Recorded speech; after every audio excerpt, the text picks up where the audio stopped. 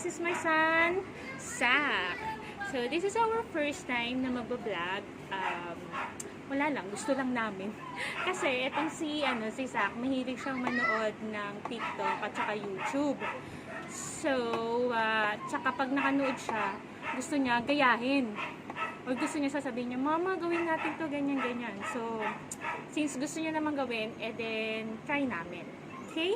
So, what we're going to do right now is we're going to do a taste test. Taste test. Kasi may narinig kami or may nakapagsabi sa amin na kapag pinaghalo mo daw yung Delight at saka Tang na powder is lasang royal. Royal True Orange. Ayan. So, what we did is we buy ito po, yung dalawang Delight. Ayan.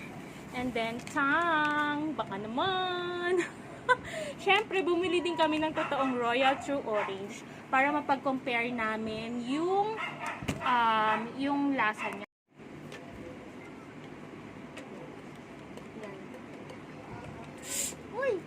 We open it kasi tignan natin kung paparehas lang ng smell niya.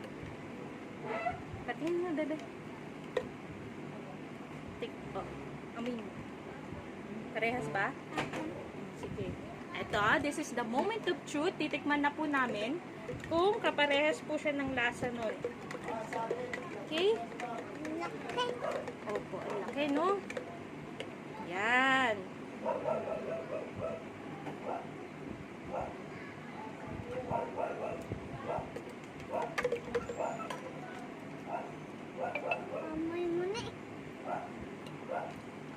No, magkalasa siya, pero parang kasi dito, parang mas lasa mo pa rin yung Delight.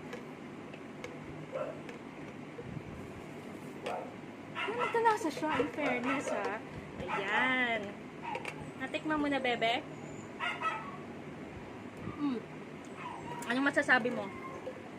Magkalasa ba sila? Diba? So, try nyo po ito. At saka, yun. That's all for today.